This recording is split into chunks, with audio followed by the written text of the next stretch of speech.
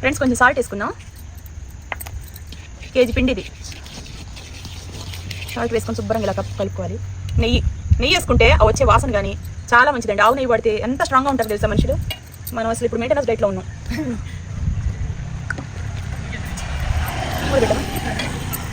చక్కగా ఇవన్నీ వేసుకొని ఇలా కలుపుకోవాలి.